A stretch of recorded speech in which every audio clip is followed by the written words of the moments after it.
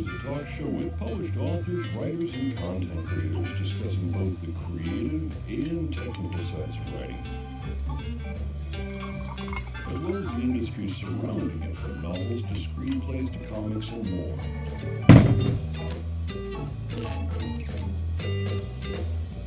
And now, here's your host, author Travis I. Sivart. Thank you, Cogsley, the bottom many voices. Welcome to Right Night, guys. 321 in the midst of the modern plague. Hope everybody's doing well and your family and friends and loved ones are being taken care of. I am Travis Sivart. You know, I have realized, like the past week or two, I have forgot to mention in my intro the hell I've written. So, I am currently writing book 2 of the Portal series. The first one with Tara. You saw her with us last week here on Right Night. She's my editor, my favoriteest editor ever, not just because she has 2 of my books in her hands. And other than that, the Harbinger series, actually Downfall series, Harbinger is book 1. So feel free to check those out. Let's go around and start with the delightful and talented and annoyingly productive Tempe Wade. Hi, I'm Tempe Wade. I'm the author of the Timely Revolution book series. I have books tonight. Ooh. That's books 1 Yay. and 2, and then books 3 and 4. It's a continuous series on historical fiction fantasy of the Revolutionary War, time travel, all that good stuff, based around Williamsburg during the Revolutionary War. I'm working on the 9th in that series right now, trying to get the 5th one out, and I'm working on a romance series that ties back in with it as well. Oh, thank God. Something to cut off her productivity on book 42. It's anything else before I jump over to Aaron? Nope, go ahead. Aaron Kennedy, take it away. Hi, my name is Aaron Kennedy. I'm the author of the Persona Non Grata of the book Ships of Valor, Book 1. I have also written a couple articles for the Army Times and the NCO Journal. So I delve into fiction and nonfiction. And then the current project, I'm writing an article titled, Do We Adequately Teach Running? It's for the military folks. Interesting. Thank you, Chris. Appreciate that. And then last but not least, the grinning, ever so happy in the lower right, Michael Thompson. Hello, my name is Michael Thompson. I am an author and illustrator of World of the Orb, Winslow Hoffner's Incredible Encounters, and my latest book is Chicken Boy, the 4th Chicken Boy book. Radioactive chicken saves the world with his best friends from the maniacal monkey man. Nice. Give me a second here. Let me do this. When you hear that sound, it means I want to read comments. And we do have a viewer, a live viewer, for anybody watching on the podcast all across the dozen different places they are. This is a live show every Saturday night at 8 o'clock on twitch.tv/Travis Tavern Talk. Chris has commented, a little difficult to hear the intro voice. I'm guessing the voice in the music. And everyone but you sound echoey. So, let me just double check all this stuff here. I'm just going to check my properties, make sure things are coming through okay in the right place at right time. And tell you I'm totally unsure what's causing that, but here's what I'll do. I'll turn that down in case it's getting a reflex back through. Let me know how that sound quality continues, and is there anything else we needed to talk about before we go into the actual topic? Okay, I'm seeing a lot of head shaking. Remember, for some cases we have video here, but for the podcast, voice is always better. Oh, yes. That's good pod, sir. That's good pod. That's right. I remember the Mime podcast. It was awesome. Well, it didn't last long, but yeah, they were very enthusiastic about it. I didn't hear that from anyone. Okay, so tonight's topic for the Creative Hour, we are going to discuss fact versus fiction, all kinds of things about that. And for the technical hour, we're going to talk about fonts and all kinds of related things about that. We encourage audience participation. That's why we have the bell. And I have been shouting all day at large crowds of people, not just for fun, but for profit also. So, if I'm a little quieter or a little throatier, let me know. How is the echo for everybody? Let me know until we get that corrected. For anybody listening. Other than that, so fact versus fiction. It's a different way to read it. It's a different way to write it. It's a different way to research it. And it's different reasons we write it. And That's so right. on. So, Aaron, I'm going to start with you on this one, if you don't mind. Because Oh, yeah, no say, problem. for nonfiction, I think word count-wise, you're definitely in the lead. Now, I've had quite a few nonfiction books also. But what I'm curious about with nonfiction, Aaron, is I know how I get my voice. Because the books I wrote on the 27 Thoughts and other Steampunk for Simpletons, etc., it's my voice. It's me. Violet, how are you? And Spacey Tracy, I didn't mean to ignore everybody. Princess Shiera says hello to Tempe. Ignored the rest of us. We're a little Hi, heartbroken. Sammy. Hello, friends. But hello to everybody. So sorry. As I said, it's been a long day. Perhaps I'm a little spacey. My apologies. But Aaron, what I'm talking about is with the books, nonfiction that I have written, I've used my own voice. Because it's about topics that I'm passionate about, that I love. Kind of the same things any of us as writers would do if we're at a sci-fi or a literary convention doing a panel. Gotcha. With nobody else around to interrupt you. So you write a lot of technical papers, and you've mentioned previously that you try to give it a voice. Oh, absolutely. Now, I've got the stuff that I'm doing on my PhD, Right. Doctor of Philosophy and Business, but it's the focus on leadership and physical fitness and how they interact. So it's a topic I'm passionate about, so I use that voice. Now, I've got to tailor it for the scholarly community, but that's really just knowing your audience. It's a fair And point. then I'm going to link a couple articles here that I wrote, just because Wanna. give an example. Yep. By There the we way, go. for anybody watching podcasts, if you guys ever want to see these links, you come to Twitch or YouTube. They're there. It shows the chat on Twitch, on YouTube, not so much just the video. So that's the way you guys can find it if you ever need to. Aaron, carry on. What else you got there? Okay. I linked one here. Army has a sleep problem, and here's how to fix it. I co-wrote it with a guy named Jeff Yeager. Great guy. I presented the problem that we had there, and I said, "Oh, okay. Hey, being sleepy is as bad as being drunk." That was the beginning, right? That's the beginning of the freaking topic, and it's like, oh wow, that's a great seed concept that you're dealing with, just like in our fiction works. And then we go, okay, well, what do we want to do? What we're trying to persuade an audience to look at the thing the same way that we're looking at it, but in a new and inventive way, just like fiction writing. The stories have all been rehashed and things like that. The 9 classic plots, the 27 expanded plots, and that kind of thing, and really creating an argument on a technical side is very similar. I'm not necessarily conveying information. I'm using information to persuade. Whereas if you get into deep technical stuff, all right, here's the data, go, and that's voiceless. They shouldn't be able to tell who it is or anything like that. In these papers specifically. Exactly. Not in nonfiction across the board. Not nonfiction across the board. Now, technical, like straight technical documents tend to be dry. But that's a very small community out there. I've heard there's a big demand for people who can write scientific and technical stuff with voice and make it really interesting and lively.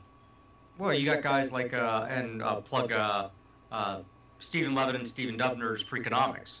That is a great book and a great thing that they built on there. They're presenting this cool information in bite-sized chunks that you can kind of understand and see the second and third order effects of it. And there's other people that do it well. What is it? We'll skip over that, but we want to get that information out there, but if the information's not interesting, nobody remembers it. You got to And I know Travis has made comments about this. Neil deGrasse Tyson. His real strength is the fact that he targets the sound bites. Um, the information itself is just okay, whatever. But because he goes, oh, this is how it works in the real world. Oh, and these are things that are relatable to us. We remember it. He ties it to pop culture. Bill Nye could also be pointed at for that. And, Oh, and here's something I'm absolutely. going to say. Before people say these are scientists slash actors, whatever, somebody still writes their material.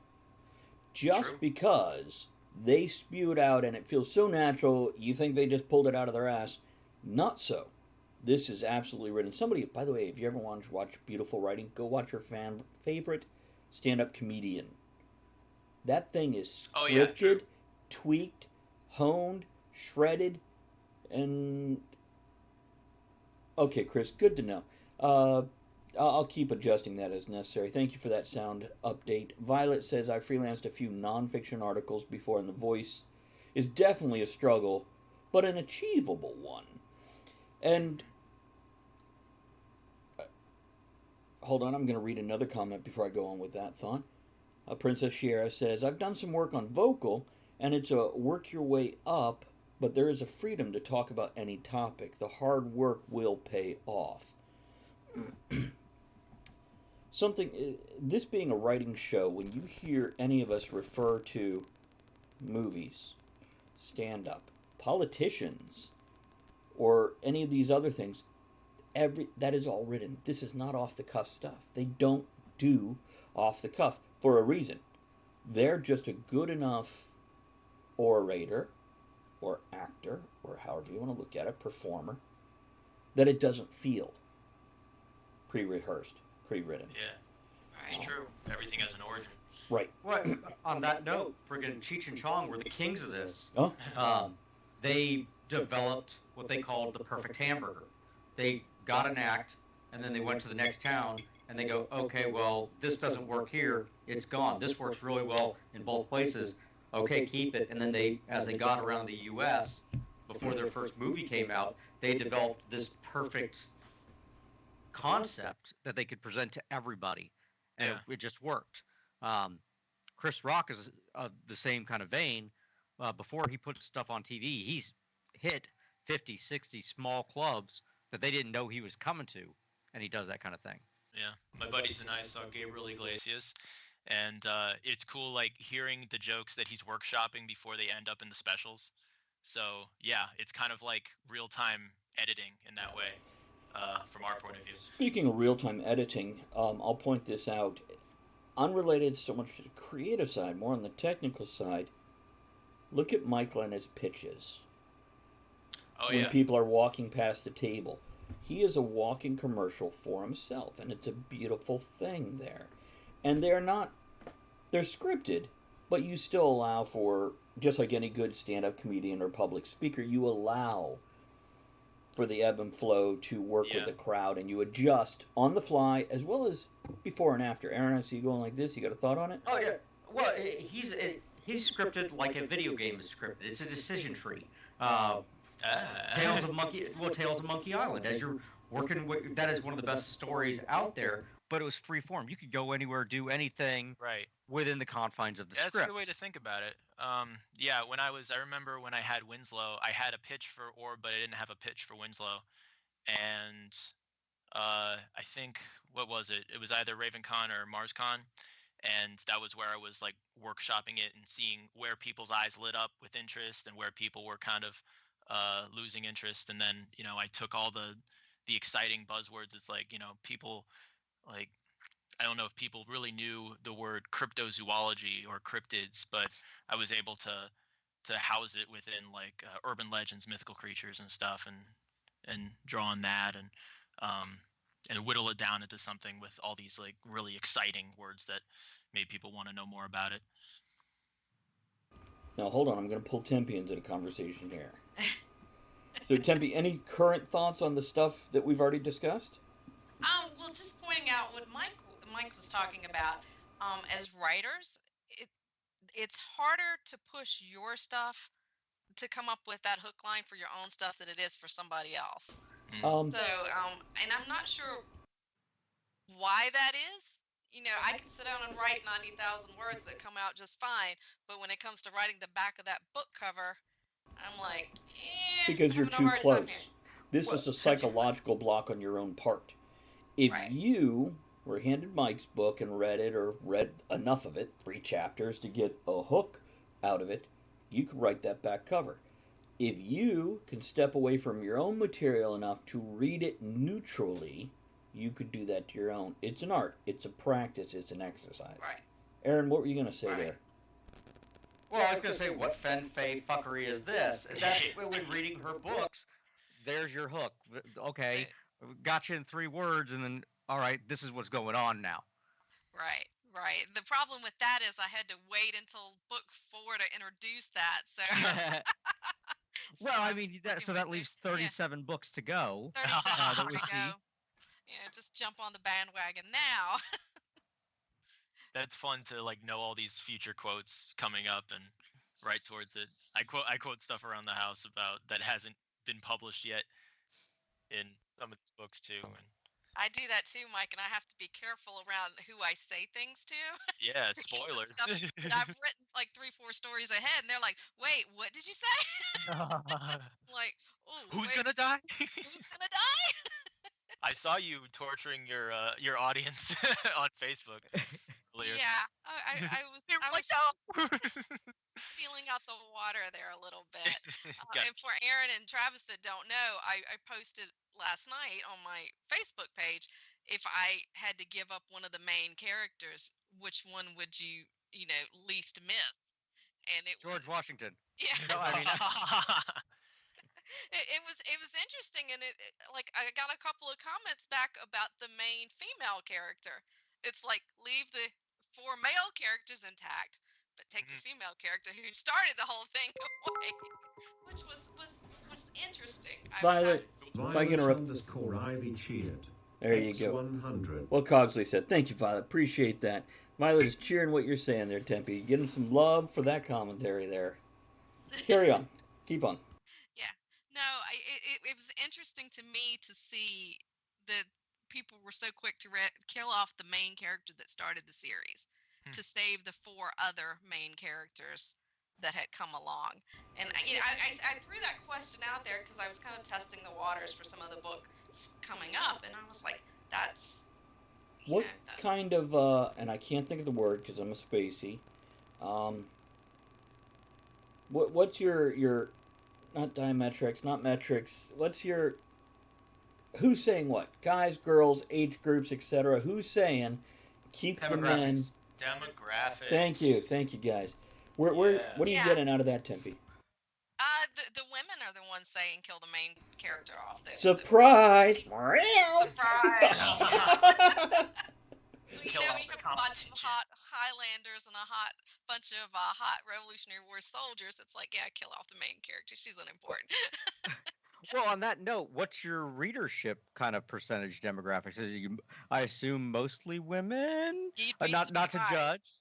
Yeah, it's about 50-50. Okay. And I'm actually surprised that I have so many male readers. They pick it up because of the history. Because there's so much historically accurate stuff in there. You can get a lesson, a Revolutionary War lesson on battles from my first book. Let me interrupt if I may. This is something I talked to Tempe about before we got on air, where I mentioned the research, because she has researched to write a nonfiction book, a retelling of history, and then threaded her story through it with a fictional character. Historical fiction, yeah. This is one of those things that are very important because, like I said, she researched on a level for a nonfiction and then wrote fiction. So this is how her experience and knowledge ties in. So I just want to interrupt to give kind of that footnote there, and then Tempe, go on with that. I'm very curious about that. I forgot what I was saying at the. What was she saying, Michael? He was hanging on your every word. We were killing off people. Surprise the demographics. Yeah, the demographics. Yeah, the men are picking it up because of the history. Women are picking it up because of the Highlanders and the kind of the where it goes along with another series, TV series that's out now. It's kind of along that line. But I was really surprised the amount of men that have picked it up, and the men are the ones that are going and reviewing a lot of the times, leaving my reviews for me. So Nice. that's was something unexpected. May I Yeah. give you may I give you compliments? Because you're fucking adorable, and Absolutely. maybe they've seen you. And by the way, I don't you just mean that, all this. I mean all of you, just your personality, just front to back. I'm sure you could be a raging bitch when you decide to. I haven't seen it. Well, thank you, but Yeah. I'm not sure about all of that, but Well, it could be you but could just write a good, solid historical story also. And by the way, for anybody who jumped in late and missed the intros, Aaron does a great job of throwing those links up for you guys at the beginning of the show. We'll also do it at the midpoint when we switch over to technical. We'll kind of give a re-intro. And Aaron, thank you so much for taking care of those links as we roll. Also, at Lightning any point in fingers. time, Michael and Tempe, don't hesitate to throw your own links in the chat for whatever reason. Because, yeah, we're here to help our community, but there is absolutely no reason that you can't support yourself too, which, as Tempe pointed out, we're not always so good at supporting ourselves. Cold Brew, good to see you, man. Okay, I interrupted again. Sorry. Um, no, no, it's so what fine. I'm looking at, Tempe, is with this research. Actually, can I just jump onto this other tangent here? I want to point out in the writing world, instead of saying real and fiction, or real and fake, or real and fantasy, we have fiction as the primary storytelling label. Nonfiction is a subcategory, at least from being labeled nonfiction, it implies it's a subcategory of fiction. So, fiction is not true. Nonfiction is not true by technical definition. And that's fun for me to play with when I explain it to people because I've had educated people going, I'm confused by fiction, nonfiction. Why did they call it real and fake? And I'm like, so now we have not true and not true.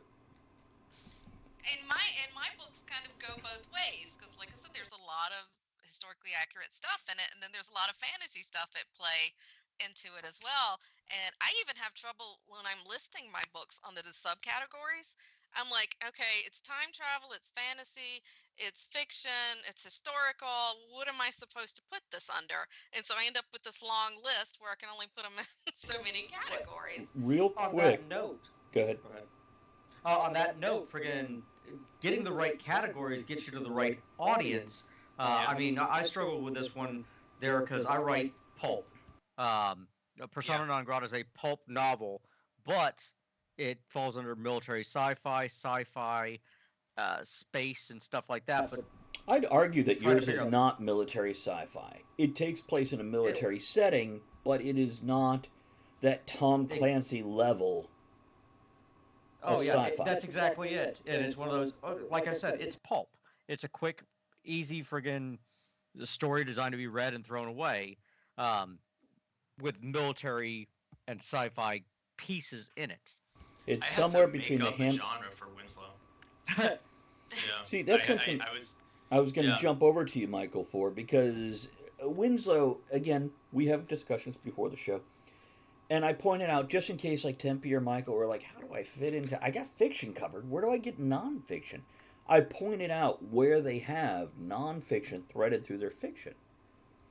So this is an interesting thing. Michael, please continue on with that. Yeah. On the topic of nonfiction, for Winslow, the you mentioned the journalism part of it, but there's also the cryptozoological part of it. The Because that's pure fact. It's it's people ask me, they're like, they're true events. I'm like, they're possibly true events. Which is, it's not fake. It's not fake. But yeah, so I called it, for that reason, the genre I ended up dubbing it was folkloric fantasy, because it's based on folklore. It's based on these creatures that people claimed to have seen, And so lots of them, especially, are called in the cryptozoology world, they're called globsters. They're these unidentified, yeah, but with a G, is these unidentified bodies that wash ashore that people weren't sure what they were. And I called so, them like family it or had, people that pissed me off. and and that was pretty cool for me because I was like, I can put my own stuff on top of that. I can use it as, the skeletons, haha, of the story, and then build around it, like Gambo in the first chapter of Winslow. So the research part of Winslow was reading these reports of animals not yet known to science. And then in terms of the journalism part of it, I used to be a journalist. I used to be on the school paper, and then afterward, I interned for a local paper. And so I learned that journalistic style. And some of the main characters in Winslow are reporters. So it's about that, skeptical, fact-based worldview encountering something that is beyond what they ever expected could be real. On that note, this is a conversation Travis and I have had in the past, the difference Mhm. between a reporter and a journalist. Can you, since you've done it, can you explain that to our audience? Because No. Actually, Aaron, I think you were the one that brought it to light to me that there is a difference. So I think Yes. you explaining it would be best because I think Michael's going to be fascinated by this. Okay, well, and this is how I was taught to understand it, so I may be just completely wrong, as I am No, on not him. 98% of things. uh, a reporter is somebody who reports facts: who, what, when, where, why, and how. Whereas a journalist is somebody who takes the information in and journalizes it, and then gives that information out. Interesting. Okay. Which, when you start Yeah, looking at provides an pundits account of the information as opposed to reporting the facts. Turns it into a exactly. story. I see. That they Well, put in we a go in paper. from a objective to a subjective kind of. Also, you'll find understanding. there are more reporters on newspaper and more journalists in TV because TV is entertainment. Now that being said, for our younger viewing audience, TVs are these things that we used to have. They delivered it to your door. Mm, So poor kid had to get up at 5 a.m. and get on his bike and sling it out in your front yard. I did that. Did Couple. you really? Yeah. I was quite young. A couple of comments, if I may. Toey has popped in. Good to see you. And she said, so many genres now. Finally figured out one of my books was magical realism. And there's a few positive comments upon that. And Princess Shira says, yes, indeed, Michael. The strive for the truth and the balance of it all. Mm-hmm. So, so we've talked a little bit about the voice of nonfiction. I'm going to talk a little bit about personal experience. When I wrote Steampunk for Simpletons, which is nonfiction, I wrote it with a co-author. And something we did, because we both had experience in this and we wanted different points of views, but we needed the voice to sound seamless. Yeah.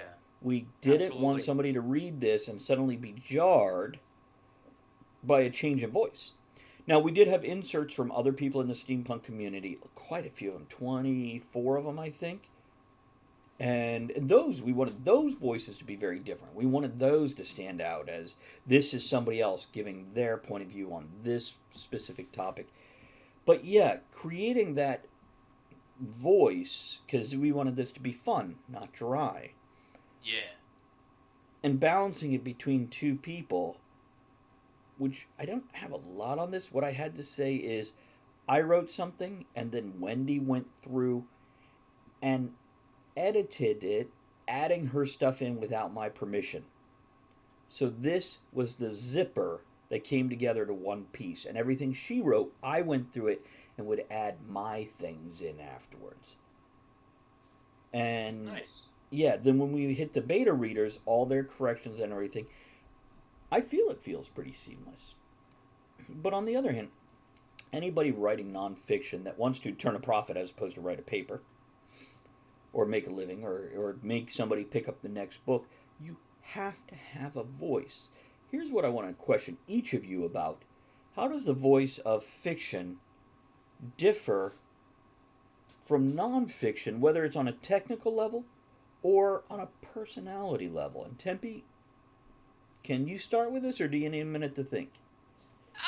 Yeah, I can start. I mean, I don't write, you know, nonfiction, so um, Well, with you I, with don't but write don't nonfiction. write. You don't Yeah. not. And and you've I read one or think two. yeah, I think this is what you mean, but if I'm not, you can correct me. When I write, like for a character, I have a certain voice in my head for that character. Yeah. Um, I've got a British soldier with a certain voice in my head. The character of John Andre, interestingly enough, sounds like J.J. Field because he was in turn as Major John Andre. So everything I write, I hear in his voice. And that's how I kind of keep things separate. And I'll walk around the house all the time in a British accent, saying things out loud to Can, put in the can book. you Boy, can you no, do a no. little? Can you give us a rambling dialogue by your British soldier, please? Oh God, not off the top of my head. Okay, we're gonna jump over to Michael real quick, and then we're gonna jump back to you You're because it gonna won't be jump off the back top to of your me. head. Then no Let me pressure. You got let me somewhere find a between book. 30 seconds and 7 minutes. We'll see. So, what about you, Wait, I don't Michael? have earphones How on. when? Because by the way, have any of you ever blogged? Yes. Yes, Okay, nonfiction. Yeah. you're right. Yeah, didn't even think Well, about it. And it's I thought of this like a few minutes ago, and I'm like, oh, I've got to bring that up because that might. Yeah, I hate blogging. I hate doing it. I hate writing newsletters. Hate blogging. Hate all that real stuff. But yeah. it's still a valid form of writing, a very valid form of writing that's very entertaining and very popular. It Yeah, is the it's like written a version of a public podcast. diary. Yeah, I'm sorry. yeah, Go ahead, and Michael. it's like a yeah, public diary. You mean other yeah. people can read it? Oh shit! That I public. started blogging. Yeah, I started blogging with the first book because I wanted to pull out the historical facts. And you're right, I didn't even think about that. So I did started doing blogs on the people. John Andre, Ben Talmadge, and doing little information about them, stuff that was used in the book. So you're right. You're absolutely right. That's cool. Yeah, It's a good exercise. So didn't even think mull that about over in that. your head, and when we come back for your British soldiers rambling mental dialogue, talk a little bit about the blogging. Pull that in because that is a non-fiction thing that you were doing Now, there, and now how. I don't put mental dialogue in my books. Mm-hmm. That's another thing. I don't use mental dialogue. Mine is strictly conversation stuff. Occasionally, I'll put some in for the main character, Are but for the others, you I don't. sure about that? Because I remember I asked Tara about mental dialogue, and she referenced how you do it. Well, I guess I don't look at it that way as mental dialogue. Maybe What? she and I are looking at it two different ways. Well, you're probably looking at it in a very similar way to where my entire story happens as it's being conveyed from one character. He never directly speaks in the novel. He never quotes himself. Right. Um, so I say I wrote a book where the main character never talks. Right. Um, I guess if it's first person dialogue, then it is in a way mental, or first That's person a good. narration Yeah. rather. Maybe In that's in what a she's way, referring to. Yeah. Maybe that's what she's referring to. You ever use That's an italics to? important way to. You ever use Let's go. italics without quotes on anything somebody's saying? No. Okay. And by the way, I don't think so. let's jump back I to have, Michael but not. Yeah, and let him that's how you voice some that's how thoughts you use here. thoughts typically. So about the whole separating the nonfiction voice from the fiction voice and what your differences are when writing your voice in nonfiction versus a character voice in fiction. Where's the line? What's the difference? How's that work? Well, you may be like taking little drops of your own personality, or personality types that you've encountered in the real world, and something that you can latch onto, and putting that in there. And it's just about spending a lot of mental time with your characters and knowing them really well, so that you can drop them into whatever situation you need to and have them like instinctively respond. In a way, it's like acting. In a way, you're assuming that character, so you can like feel out the situation in real time I'm going to as throw a it's coming real together. quick tangent in here for all three of Mhm. you. So if somebody's talking and you need to turn, wave at them in the camera, let them know. How do you get to know your characters? How do you do it? Because that's one thing, and I bring this up because I had a great beta reader who just read Portal's book one, and she gave the advice. By the way, it's Elizabeth on Monday nights, who's a screenwriter. So she comes at it from a very Hollywood point of view, and she said, give your characters more distinctive voices. Make sure people can tell who's talking if you never put character A said, character B said. Which isn't to say you heavily accent it, or now maybe it's a trigger word, maybe it's a certain dialect, maybe. But how do you guys do it, Michael? How do you separate that? It's kind of a mystical thing, so it's hard to say exactly how it happens. But it's usually it's some of it happens before you ever start writing. Some of it, a lot of it happens as you're writing, I think, and um, it's like getting to know any real person, um, watching how they interact, watching and noticing, like even subconsciously, you may be giving your characters habits, and then you ask, I wonder why they have that habit, and then that your mind, your puzzle solving part of your mind starts putting those bits together, Beautifully and said, man. Keep going. yeah, And then I making want to this give it to Aaron because I've been totally word blocking him making for a this a minute. fully fledged person. Um, and I wonder, because even like Winslow's dialect, like the first part of Winslow that ever came through was the first line, without any context. It was the "Have you ever stared straight into the eyes of death and scoffed?" And I wrote that down and put it in a document, and then didn't touch it for a while because I didn't know what he was talking about. That's our new ringtone, by the way. Yeah, somebody and clip that so I can get that on my phone so whenever Mike texts me or calls me. Should I do a Winslow ringtone? Oh yeah. Hell yeah, send me an MP3. I'll put it on my phone so every time you call, it's like, oh, what the hell is Have you ever that? stared in the eyes of death? Ahoy! Your talkie box is ringing. That's what I call a vagina. But please, go on. Why is it growling? Oh boy. That's a purr. Oh boy. Let's see. And then like the dialect. The dialect is an interesting way where the character comes from. And Winslow, that's what I was gonna say. Like Winslow, I'm his accent is like a mosaic of so many different places that he must have lived and must have been to, because he's a nomadic guy and he's been all over the world. Um, but based on his verbal habits, I think he originated in the American South. Um, The but South, really? I thought it was more yeah, the American northeastern. South. Yeah, well, yeah. No, he's definitely in the South. He's somewhere in the South.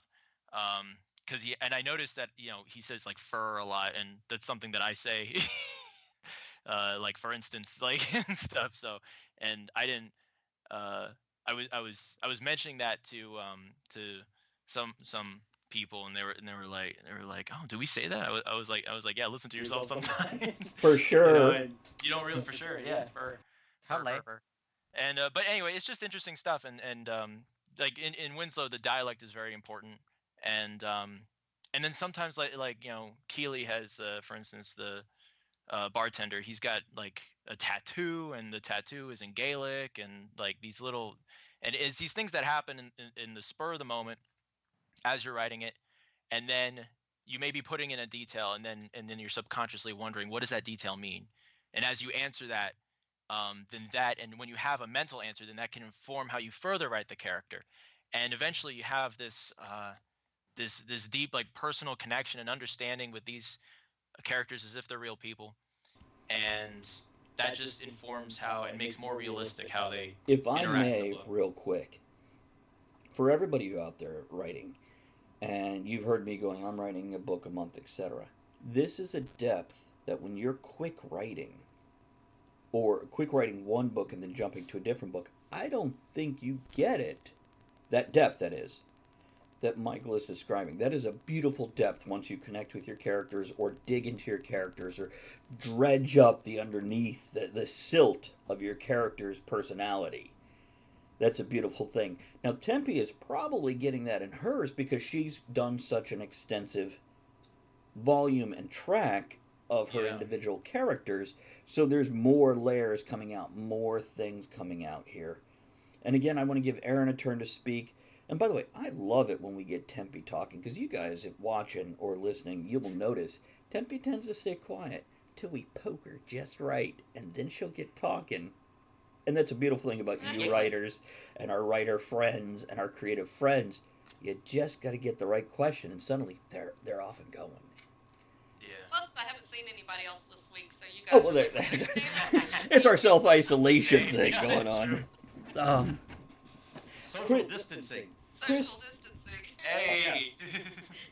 We've done that for years. That's right. Someone clipped it. Thank you, Chris. Appreciate that clip. Aaron, so the same question for you, which is actually now two questions. The voice of separating fiction, non-fiction. What's the difference? And then some of the other stuff that Michael has talked about that I almost want to bookmark those just so I can go back and listen to what he just said. So, Michael, if you ever question your value because of your age, you've said some very beautiful things right here in the past 5-10 minutes, man. So thank you for that. Aaron, you got some stuff? Okay, on nonfiction stuff, especially the persuasives, I'm argumentative. I'm a dick. I will, and this is one of those ones where when me and my writing partner were working on this, we wrote a data-heavy piece, and I kind of linked everything together. So he figured out, okay, this is where we need data, this is where we need this. But I used phrasing that is designed to incite anger to get people to read it. And here's just a quick blurb of it, where I go, okay, we're talking about exaggeration of specific traits, unintentional calling of the traits, and then I refer to it as a breeding experiment, which, if you're talking about people that way, some people get mad, which was my goal, because if they're mad, they're talking about it, they're arguing with it, they'll respond to it, and then other people kind of create that same viral daisy chain effect. I probably have more views on Thank you, Tracy. either one of my articles. Here's your bits. Go on, Aaron. On either one of my articles than I do on my book, just because that's a piece of there. But going on to your second question, I've always kind of taken it as a 3-act play. Going back to kind of Elizabeth's concept, I'm viewing it as a movie. What's happening here? Where's my pacing? What's going on here? Who are these characters? And if you're not seeing them, do they sound distinct? So my narrator, the main character of the novel, he's got a very strong common voice throughout, but it's not argumentative. He's just telling a story. Common voice is an interesting phrase right there, by the way. And a valuable phrase, because, not to interrupt and pull you into yet another tangent, but it's my specialty. Common voice that is still distinct is it's an art form almost. Creating a voice that a lot of people can relate to. I'm reading The Expanse right now via audiobook. And the main character, James Holden, who I suspect, the author, whose first name is James, has a lot of him in him. That's a pen name, just so you know. It's 2 people. Is it? Oh, I didn't know that. Thank you, Aaron. That's good to know. But again, they might be pulling a lot of themselves into that primary character that's threading through all the books. But go on, Aaron. Common? So I create this common voice for the one character, and then as I introduce these other characters, there's probably only 8 characters in the entire novel. The first one you meet after the narrator is it the cat? Is his love interest. Oh, no. But we'll talk about the cat later, though. But the first one you meet after that is his love interest, and she's got a voice that is polar opposite of him. And then you're introduced to the third and fourth characters. One is an older guy, and it's like, oh, okay, and he's just there to present kind of an authority figure to look at. And then the next one is the ship. Guy named the ship's name is Hart. And spell that. Heart, just like a beating heart. There we go. As opposed to the bunny. Or, I'm sorry, deer. I'm sorry, spacey again. Because a deer is often called a hart, H-A-R-T. Mm-hmm. But go on. Yep. Strangely enough, deer have bucks and does, and so do rabbits. They are bucks and does. No True way. story. Yes. And that? Or vegetarian There's so friends. many interesting words for animals. Every group of animals has a unique name in You know what English. you know what the unique name of a baboon is for a congregation of them? Oh, I knew it at one point. I know this. No, I don't remember. What is it? Whereas owls are a parliament, baboons are a congress. A congress. Which is I very love a fitting in parliament of modern owls. reference, right? Parliament of Owls. Wow, that's really cool. But no, going back to Hart is really the main character of the novel. He is the one we're telling the story about. The narrator just happens to be the one that's in every scene. Yeah. But I had to create something that was he's a ship. He is a person, but he's not a person. So he had to have a unique voice. Yeah. He. Okay, which is rare for a ship of any sort, because usually they're referred to by sailors, whether it's space or ocean going, as Yeah. she's. Yes. Yeah. But he has a distinctly male personality. Yeah. To contrast that, though, submarines are known as he. Really? Interesting. I did Yes, not know I that. never knew that. Huh. Why? That's so cool. Germans. Let me read a few Yeah. comments, and then I'll let Aaron finish, and then I want to go back to Tempe, because I don't think, unless if I have spaced out again, I don't think Tempe got to comment on this. A couple things. Princess Shira says, I've definitely felt that, referring to what Michael was saying, when I've created my characters. I feel tears in my eyes to feel what they're feeling in a moment of weakness or frustrated. It does help. Which, Yeah. comment on that real quick and short. I always hope anybody, just one person who reads it, feels what I felt, because I have written with tears in my eyes, even on these So have quick I. novels. And I just hope somebody else gets that emotion that this character is feeling, even on a simple, just 2 paragraphs, where the character is getting choked up for some unknown reason. I'm hoping that moment rings true with somebody where they go, I get that. I get it. Yeah. Um, There's a great Robert Frost phrase about that, which is something to the effect of like, for there to be tears in the reader, there must be tears in the writer. Oh, I was thinking of the other Robert Frost. Screw them hoes. No. is he a rapper? One of the first. So, Aaron, finish your thought, and let's pass it over to Tempe and give her a chance to go on this. Okay. Really, kind of what Michael does is I'm creating a unique person in there, but I'm also contrasting them off because you want them to be different. So I got the narrator, and then I introduce another person. She's the opposite. Now I've got to find something that's 90 degrees from both of them, and so on and so forth. So everybody's a little bit different. You don't want your characters to merge together to where they get confusing. So, who's one of the opposite of your ship? Probably on that one is going to be the general when he's introduced, because he was the one immediately prior to him. And the concept that I went with was, okay, we've got our narrator. He's got his love interest. She introduces him to this general who's kind of what our narrator could be 50 years from now. And then I flip it, instead of the emotion, the charismatic leadership that we've got with this guy, I go to an analytical mode with the other one, but playful. So it's not just So playing you to a still have trope. charisma with it. Exactly. Very good. I love the sound of this. I gotta read this. It's really, there's one reason that I've mentioned, well, actually, there's multiple reasons I've mentioned read each other's books. So, A, we could pimp the others. Yeah, definitely. But B, so Yeah, we can pimp that see ride. different things amongst us to compare and contrast our skill set, or bend, if you will, to what we do versus the others, and help support each other and learn and grow from one another. Or Yeah. criticize and help that person improve theirs. So, and this goes across the board for our viewers, for our listeners, and for ourselves personally. Aaron, anything else before I go yank over here and we get a mental dialogue from a British soldier?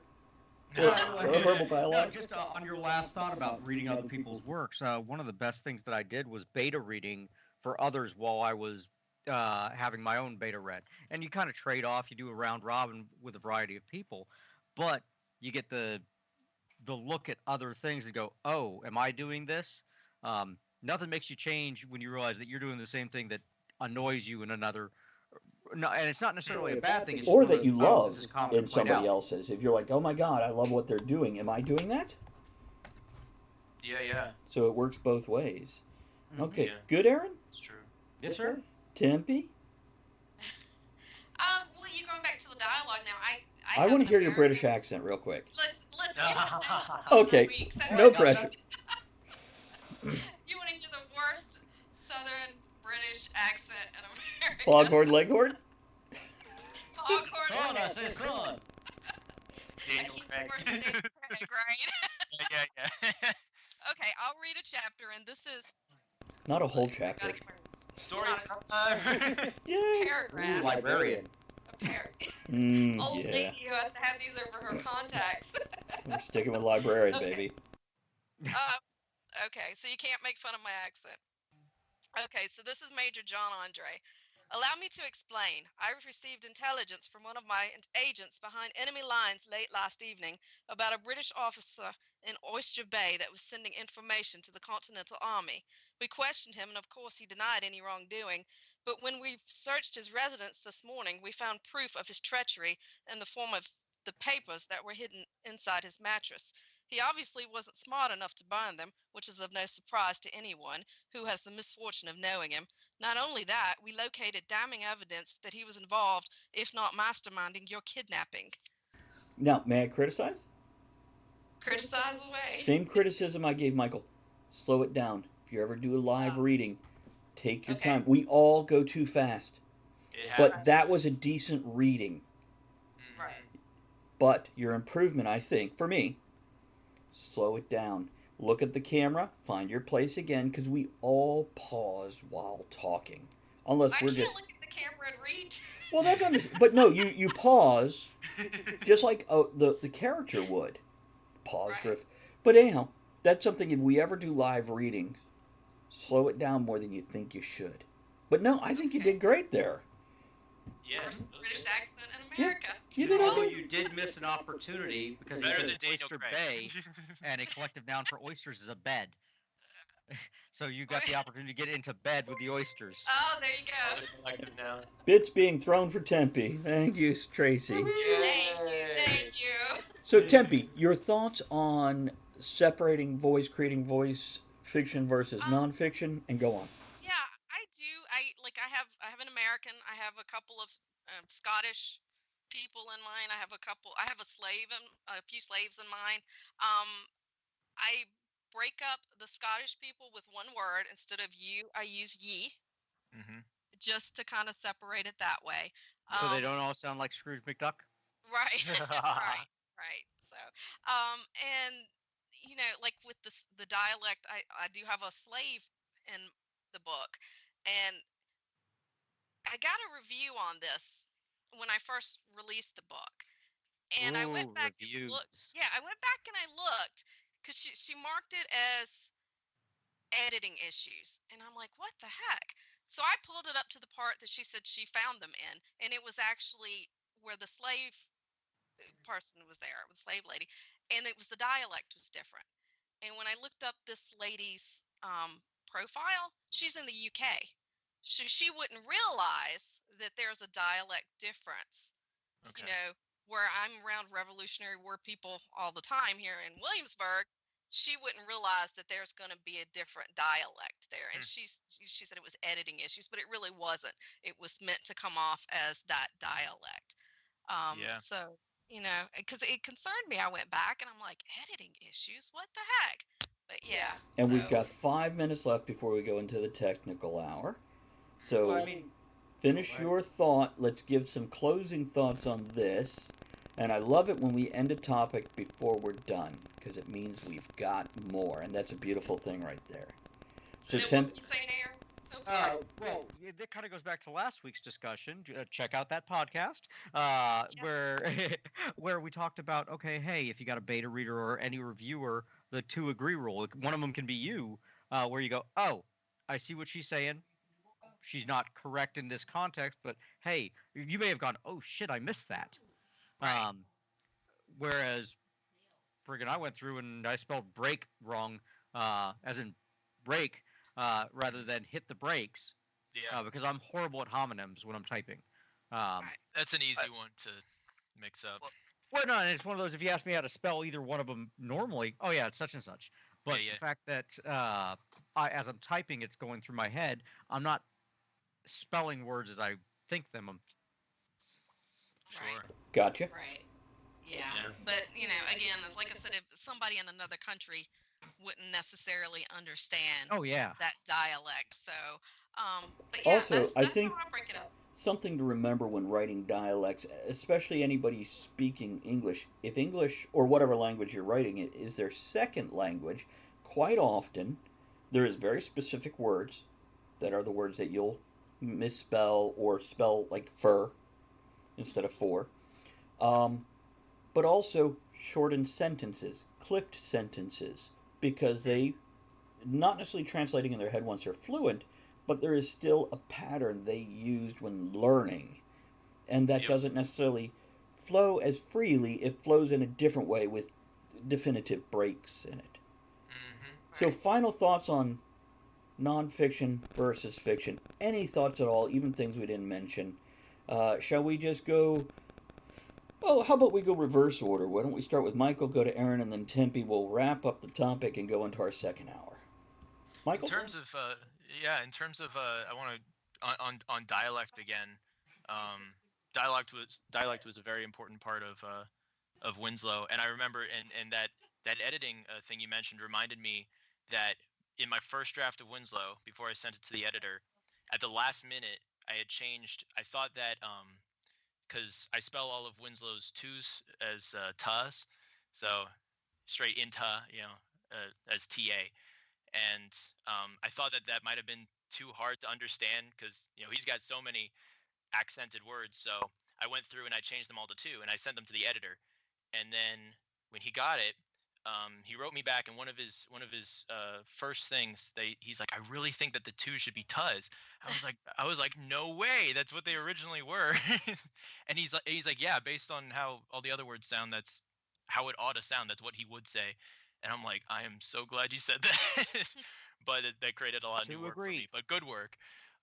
So I went through, and I'm glad I did it because it's a really unique and something that makes his lines distinct from the other lines, and that's a great way to limit your need for tags, is to just is to have such a clear accent coming through in the lines.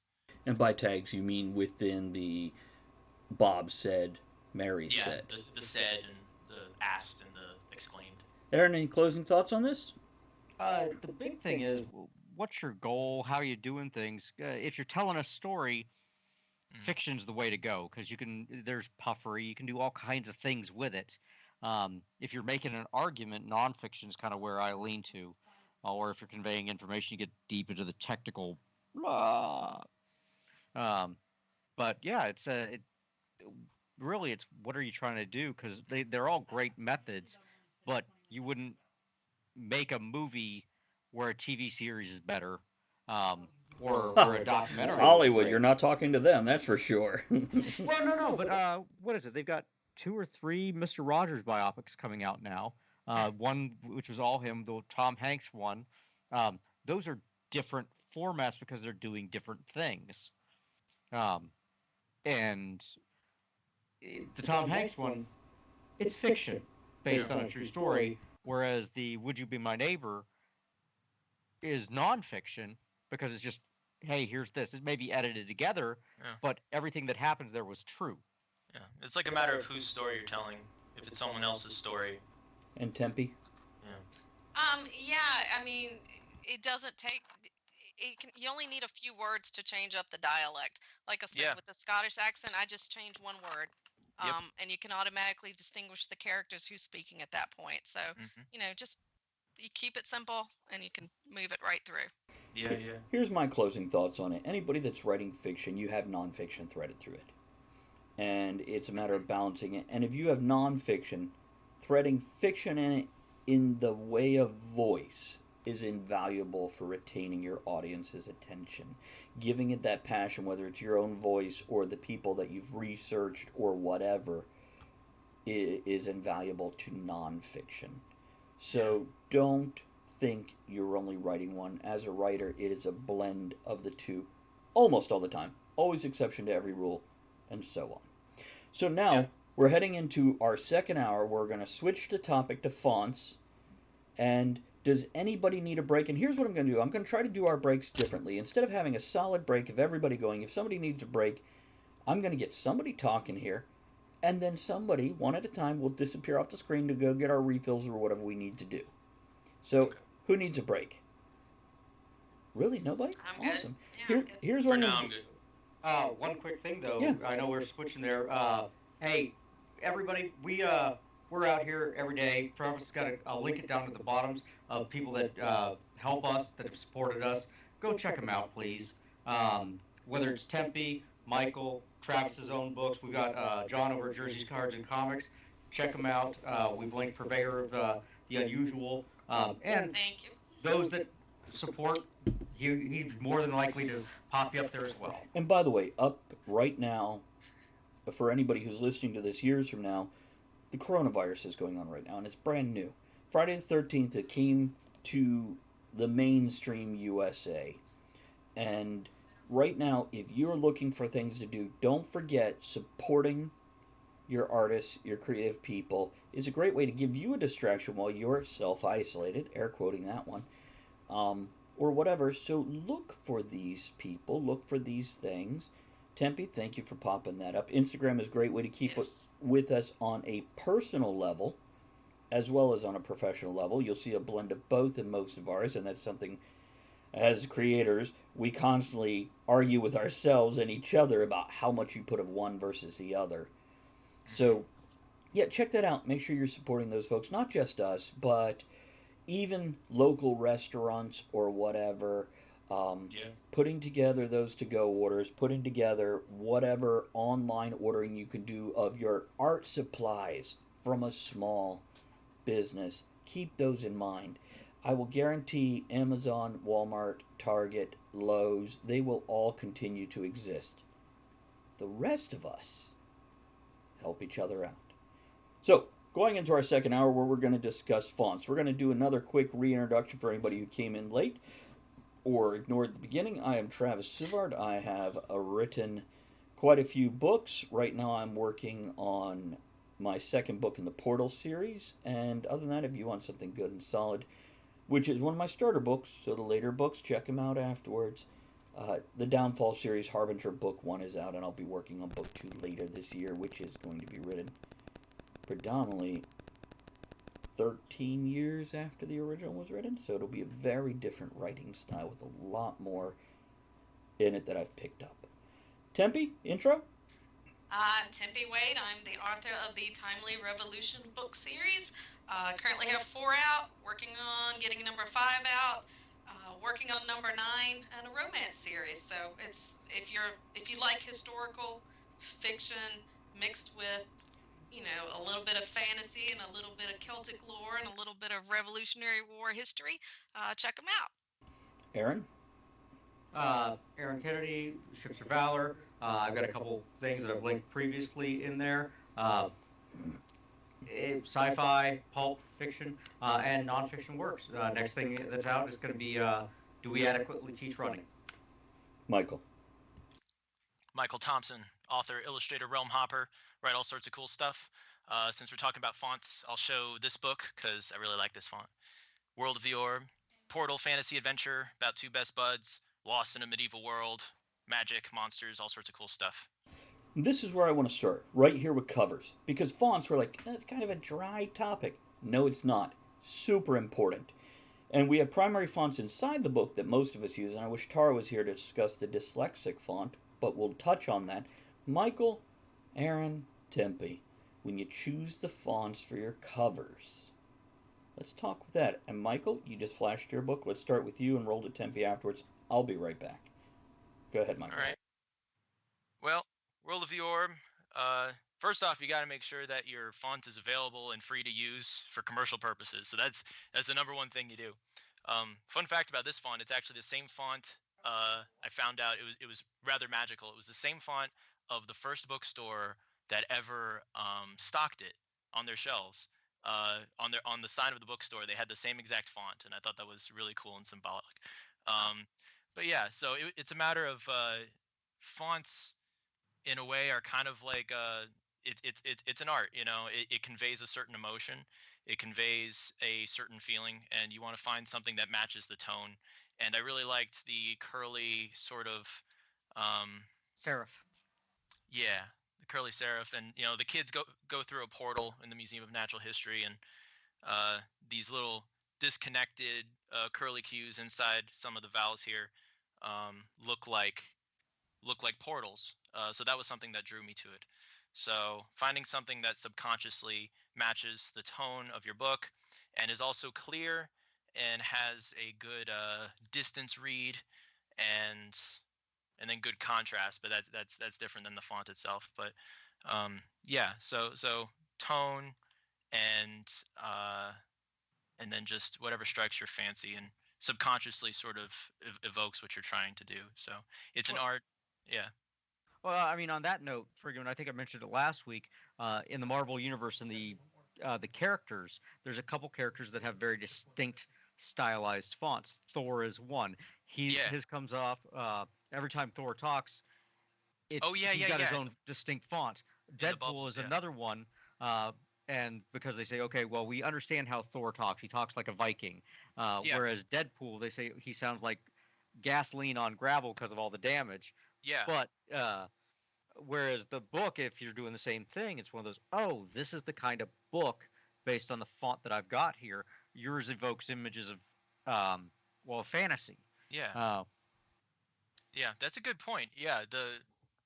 The comic book callouts and the word bubbles. It's a really good point because that's a cool way to subconsciously make people read it in a certain way, Very. in a certain dialect. Yeah. Yeah. I remember when I saw Thor's speech bubbles, and automatically he sounded like this in your head, and I thought that was really cool. And I was like, so lots of cool stuff you can learn from it. Yeah. So Tempe, show us a couple of your book covers because you have different Okay. fonts on your different covers, yeah? You have great No, covers. no, thank you. They're all the same.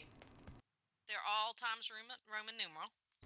Which is But with interesting. What most people say, oh, that's so bland, but yours aren't. and what my cover artist did, like on the O's, she ran around and put a little gold around the side of them too. Mm-hmm. But Times Roman is a little, it's a little more stately. Well, Yeah. it gives Yeah. a very historical feel. If I was just Yeah. looking at that sitting on a shelf, I'd go, "Oh wow, it's a history novel." And then Yeah. you pick it up and you go, "Oh, this is more than just a history novel." Because that's you look at any books by like generals or statesmen and things like that.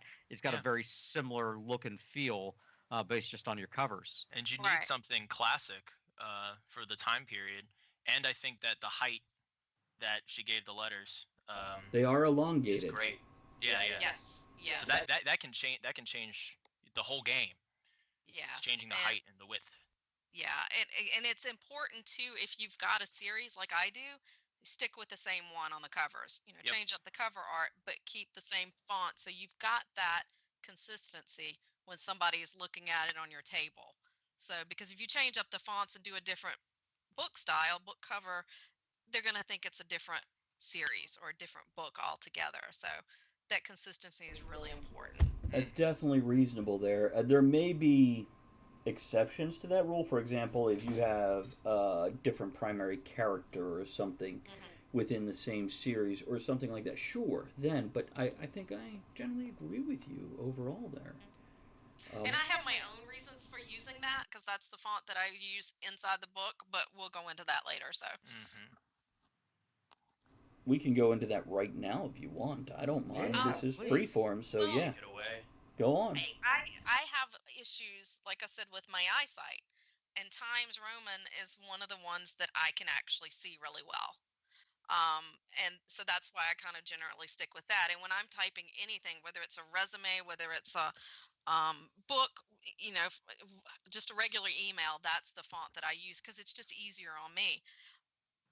Well, I mean, on that note, it's 90 Times New Roman's 90 years old. There's a reason it's the industry standard is because New York Times figured out, oh, this is a good font to work with.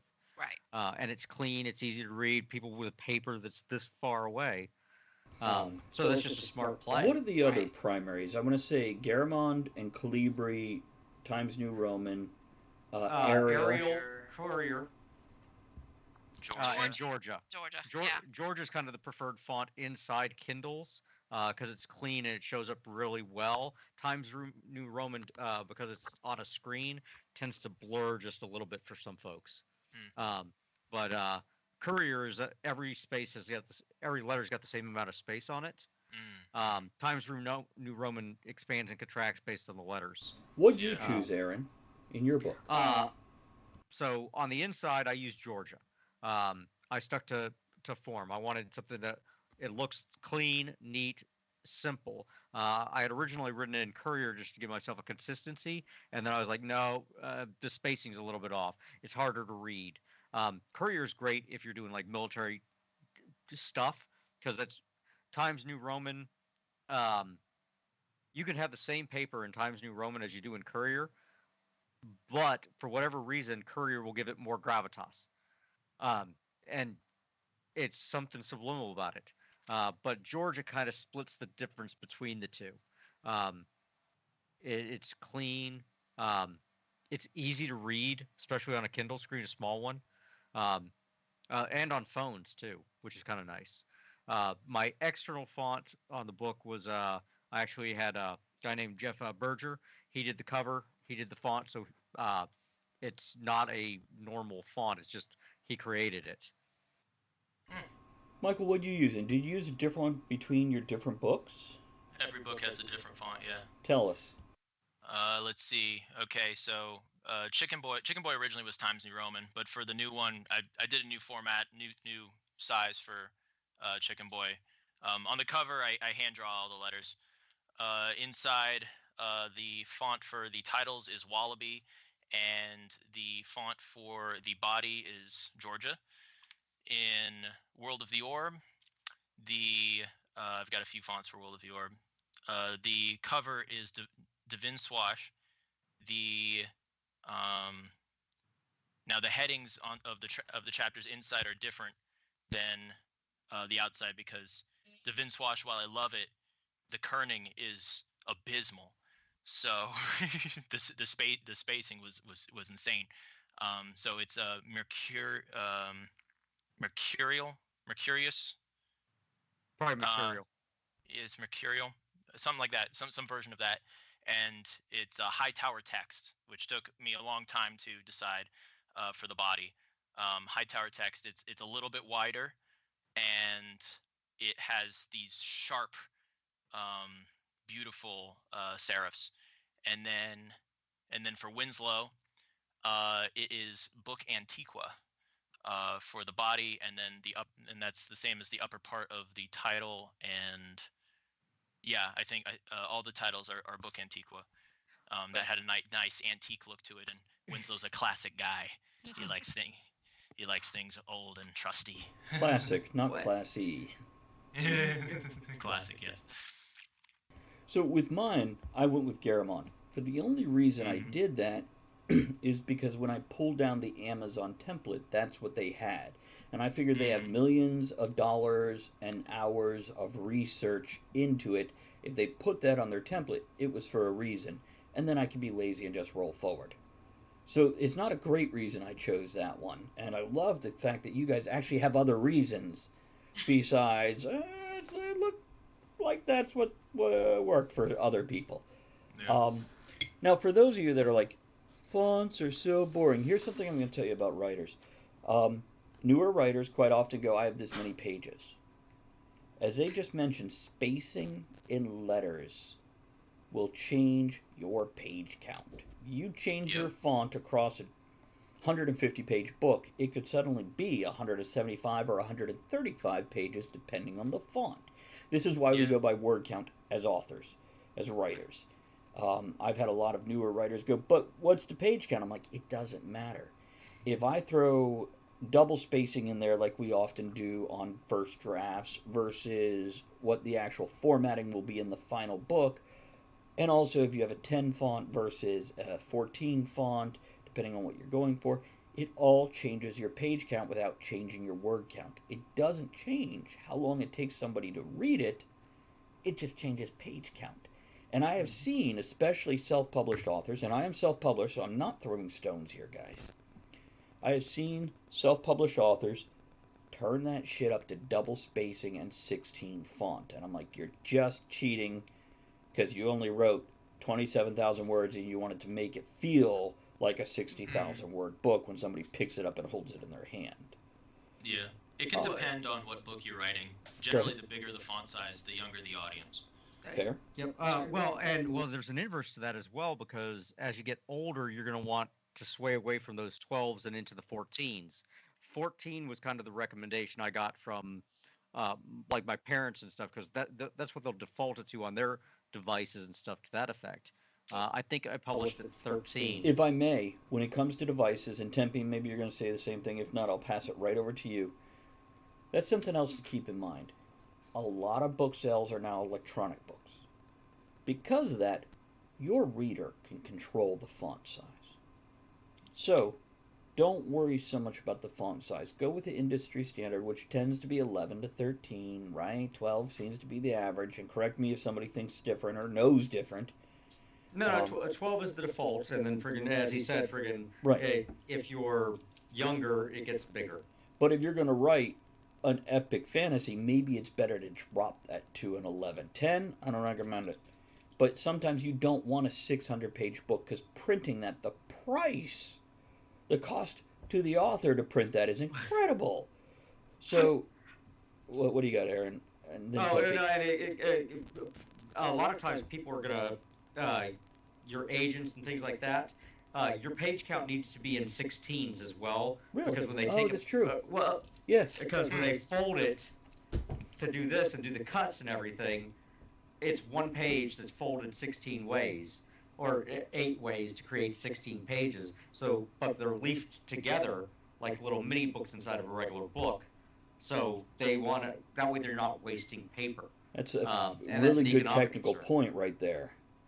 So Tempe, you were waving fingers. I'm sorry. Go ahead. Yeah, I inadvertently did mine in 14 on the first book, and I ended up keeping it because, again, with my eyesight, I can't see 12.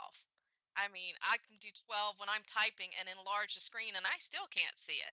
So I inadvertently published it in 14, but I'm finding that my age group that reads this is mostly over 30, over 40, that age group, and they appreciate the bigger font, Yeah. because it's not such a strain on the eyes. Yeah. There's also a difference. I just mentioned, a lot of ours are nowadays electronic. Michael, Tempe, myself, Aaron, not so much. We will sit at a table at a convention selling paper copies of our books. And because of that, when people pick it up, this does make a difference. And even if you do publish it in 14, if somebody doesn't like that on their Kindle or whatever device, make it smaller. No big deal. Easy for them. So keep all that in mind overall. This is the business side. This is the technical side. Something I'll say back to book covers is be careful. Go jump on Amazon or whatever your favorite bookseller is and look at covers.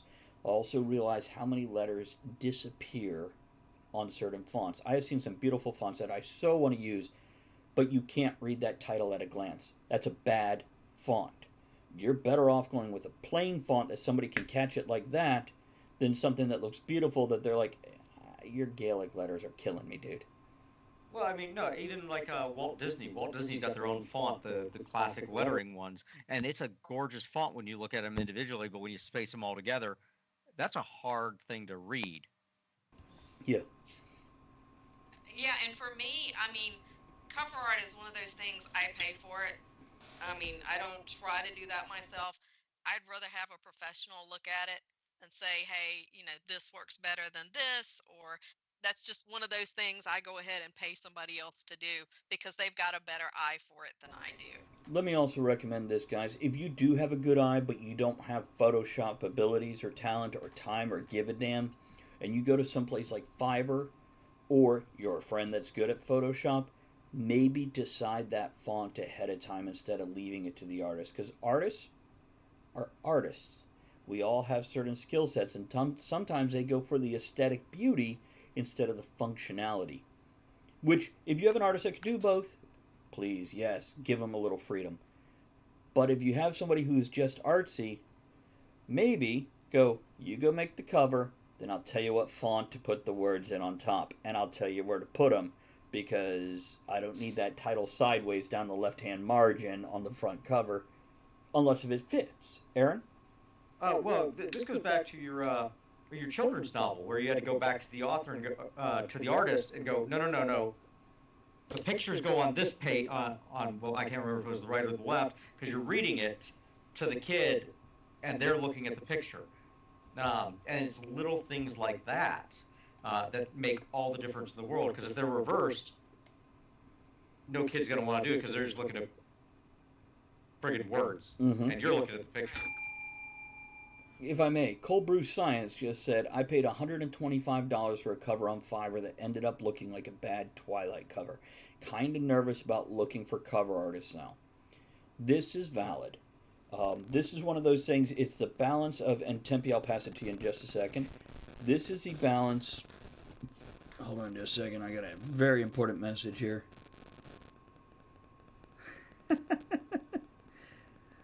Thank you, Michael. Appreciate that. Yeah, no problem. Yeah, as Gomatarka said, did they not give you a preview before finishing the cover? As creative folks, sometimes we're a little meek. Don't hesitate to communicate with your artist, even if it's on Fiverr. At $125, they should have given you revisions. And give, unless you know that artist well, where you can have a constant conversation, give guidance initially to your cover artist, especially on something like Fiverr.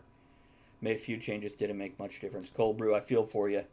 But yeah, that is something to be careful of, because a lot of these folks, they are mass producing as quick as they can to make the dollar. And that's understandable. But yeah, telling them, they go and pull popular book covers going, what do I want to do? What do I want to do? Because they don't have enough guidance. Go Metro says, I'm just a book lover here, not writing anything, so I don't know about these things. Cold Brew says, I finally just accepted it as a loss. I've done that also. And regretted it down the road and paid again later to get a different cover. So yeah, that is a balance. And that's a personal choice of how many times can you go back and go, you're not getting me. Researching your artist, even if it's on Fiverr, of going look at previous stuff, dropping a message going, do you have an online portfolio I can look at? And looking a lot of different things. Another thing to do is go, you do the art, I'll get somebody else and I'll pay them $20 to put some words on the front. Which some people go, I can put words on the front, I can do that. Maybe you can, maybe you can't. Look at yourself. Yeah. Aaron? Well, I mean, oh yeah. Well, I mean, and I'll reference comics a lot because I love that media. It's a visual. Cold It's a Brew, visual I'll answer novel. that in a moment after Aaron talks here. Go on, Aaron. But you go back and you start looking at the X-Men covers, and they had the classic X-Men font from 1 to 300 as just here's the words on the cover. Those got put on after the fact. But on some of them, they'll have guys standing up there and crushing the X, or they'll knock one down to create another feel. Yeah, it's pretty cool. It is pretty cool. But if you ever go look at it, the cover artist didn't do that unless he had a specific reason that he wanted to, because they're trying to keep a consistency and stuff like that. Marvel set the tone. They set all that stuff there because they were the business. And they said, okay, hey, we want you to do this. This is what it's got to have. They constrained our artists, but we're business people. We're trying to sell a book, and we're trying to maintain a brand. Yeah. Okay. And font can be a part of the brand. Absolutely. And if you look at the original X-Men, where it's kind of jagged and broken and rough versus the very clean 90s version, it changed the tone of the comic. A great question, cold brew science, right here for all of us, because you're going to get a lot of answers right here. What does a quality cover typically cost? Now, I'll throw my 2 cents in first. I have had covers done for free. I've done covers myself. I've done that Amazon create a cover. Don't do that, please. Even advice to myself, don't do that. It's not a good generator. And I have paid $600 for a cover, which is a great price. It's a good price, yeah. Yeah, from what I've seen, 200 to one side or the other of 1,000 is not uncommon. No. And that's hard to swallow when you're paying out of your job. So yeah, but it lasts forever, and then you'll have a quality product forever. Well, and you own the license to it. That's the big right. thing as That well. too. Yeah, you're getting the license too. That's So- a good point. Are you guys willing to quote some prices? If not about your own, just your research. And Tempe, we'll start with you. Go to Michael Denarin. Yeah, and just when you're looking for places, going back to supporting some of your local artists, there are a lot of graphic artists on Etsy Mm-hmm. making a living doing this, and that's where I get mine. And the person that does mine, I get the cover art, I get the social media banners, I get the ebook cover, I get the formatted book cover, which is different from the ebook cover, for less than $200. Also, something to So- consider. Sorry to interrupt, Tempe. Audiobook covers. If you can get that thrown in, even if you're not Oh, yeah. planning on doing one right now, get that audiobook cover also, because it's square, and if your name is below or the title is, you can't necessarily just crop your rectangle cover. Then there, of course, there's the cool 3D cover where it like shows like a 3D book, and you get to see the spine and everything, and that's kind of cool, but unnecessary. Cool. Tempe, anything more to add to that? No, just like I said, check out. Like there are a lot of small businesses out here that need the extra money. Price And range? They less than 200 for all of it. Mm. So and the lady that I use does wonderful work. So Michael? Yeah, I paint all my own covers, but I have Sure. done covers for I have I do. It's all me, and but I have done covers for other authors, and it's based on the complexity. You know, it's based on how many hours. Like I can do a nice clean word art type, or like a cover where the titling is like the main part of the experience, and that will bring the cost way down. I'll guarantee most artists spend 10 to 40 hours on a book cover. That means it can go way past that depending on the complexity. So even Usually I do. Go ahead. Yeah, usually I'll do like a couple hours for free just to give them like a sense of where it's going.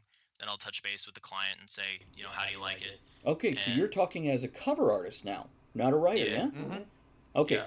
Before Michael goes on, here's what I'm going to say, guys. Who wouldn't want to pay an artist $10 an hour? Come on. Who wouldn't want to pay it's not even a living wage at this point, $10 an hour. If somebody throws 40 hours of work, and if you've never done graphics, go create an emote for your Twitch channel. You're going to spend 2 to 3 hours on a stupid emote. What's somebody going to spend on a book cover? Especially if they're doing it from scratch and not grabbing some piece of art off stock photo art sites, which is a very viable place to do it. Oh, what that a lot of the common romance novels have got the cookie cutter setup to where you can see, oh, that's the same guy's abs. Michael, did you have more to add to yours there? In terms of the audiobook cover that you mentioned, that was such an important. Going forward, I need to think about that with all the covers that I make for myself now, which is really important because, like for instance, Winslow is very vertical, so I really couldn't use it. No, I see so grabbing what I that same picture, cutting off the blue sky and a little bit of the bottom, dropping the title across the bodies of the monsters where you lose art. Yeah. What I ended up doing was taking the art of Winslow himself from the back cover, putting it on the front in a little frame in the center, taking out Gambo, and then moving Claws over here, Busco over here, and then all the monsters like coming at him and then the Just word the art on fact that top. you've named all the That's where damn it out. monsters is awesome. Well, they came with names. Like I said, it's folklore. Uh, I got a question for you, Michael. Yeah, I want to hear about price from you too, Aaron. Absolutely. Go But on. Michael, friggin', you did your own cover art there. So how many hours do you got in that? And if somebody else was to buy that exact same cover, what would you have charged them? let me run the calculation. Yeah, start with hours because that's I've never done a cover that took as long for other people, and I even work pretty fast, but I've never. Yeah, that's like $4,000 of work. Oh, right. And it's one of those. I'm an HVAC technician. I've got an hourly rate. Yeah. And it's about $100 an hour. Yeah. Just that's the flat rate. And if you've got 40 hours invested, that's $4,000 easy. And if you're discounting I've never it down, done that because my clients aren't. I do books for indie authors, but the rate is $50 an hour. But I can create some. Who else here wants a cover by Michael now? I do a little bit. We all do. Yeah, and but it comes out to kind of basically within the range that Travis said. For most of the covers, I did an awesome. Oh, do I have it? I did a cool fantasy. I did a great fantasy map for another author named Stewart. And for that book, he just writes under the mononym Stewart. Called Henry on Fire was his book, and it was kind of a portal fantasy book, but for middle school readers. And that was just a blast because he had his original map, and he met me at Prospero's, and then we became friends, and he became a fan of World of the Orb, and then he's like, can you give like a World of the Orb treatment to my fantasy world of Altera? And so we looked at it and we discussed it and what he wanted, and he wanted it in color. So we did like a watercolor type style for it, and I showed the style, and I updated it and made it all. It was really cool. I think I have it somewhere. Go take a look. We'll let Aaron answer. Mute yourself so you don't clunk around too much. And then we have a couple questions I want to read off here, guys. So go ahead, Aaron. Okay. Well, I'm kind of in a weird boat here because a lot of my stuff's on the nonfiction side, and things that come into play there is I write the article. I do not write the title. My editor writes the title for it because he's trying to get headlines to grab things, and that's across the industry. But they'll also do any pictures, any graphics, or anything that they want to convey. On the article I linked earlier, I didn't provide those. I didn't do any of the fonts. I didn't write the title of it. I gave him a tentative title of what it was about. So I didn't pay for that portion of it. On my book, Persona Non Grata, Jeff Berger, who's listed as the illustrator on it, he did that. He did the I can't pronounce it. He did the symbols within the book and things like that. But he's a friend. I gave him constrained guidance. Hey, this is kind of the theme that I'm looking for. It's not a great cover, but he didn't. It's a great cover for what I told him I wanted. It's not a great cover for what I'm trying to sell. That's our learning curve.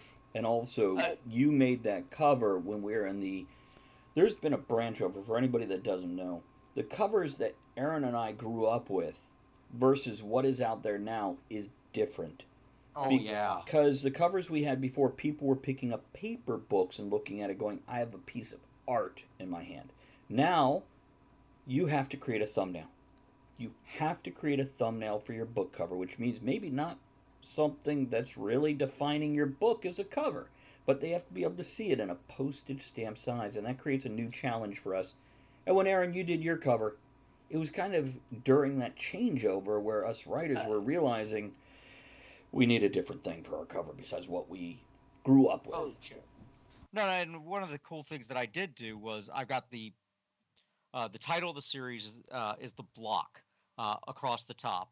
It's a nice clean font, and then it's got the emblem, which is the kind of the Legionnaire's emblem underneath it, and then it's got the title of the book in the banner of that. So I've got no regrets on how that turned out. The cover art itself, it's far from perfect. It kind of portrays what I want it to portray, but there's something better out there. I just haven't found it yet. Now- I'll have to touch base with Michael and get him to do that for me. There we go. I'm going to read these questions real quick.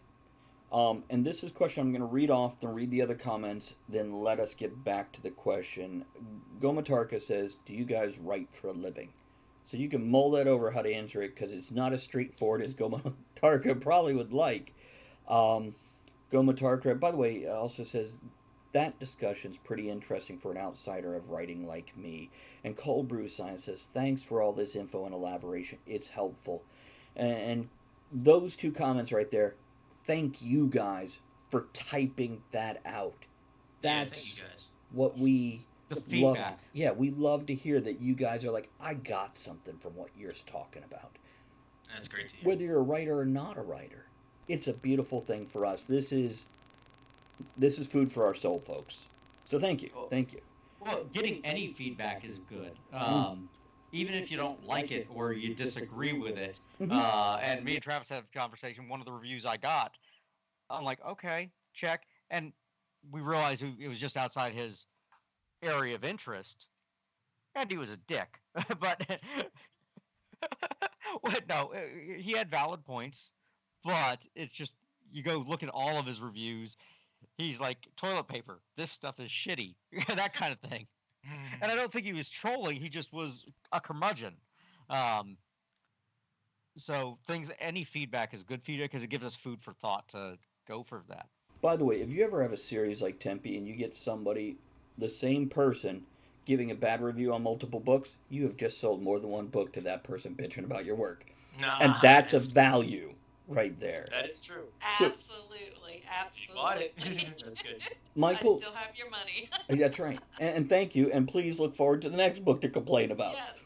Michael, That's we're going to great. let you show that in just a moment. I want to talk about, do you write for a living? And I'll answer last instead of jumping the spotlight. Tempe, do you write for a living? I don't know that I write for a living. I have other sources of income, but writing is definitely what I spend the most time on. A question for clarification. Do you lose money on writing or do you gain money on writing, even if it's a penny? See, that's actually, I don't even necessarily want to put money. Do you make money is a separate question.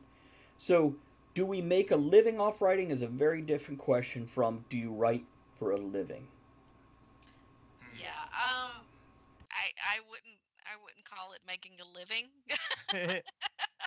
I don't know many writers who would call it making a living, but I don't write for the money. I write because I enjoy it. So. Aaron, what about you? You write for a living?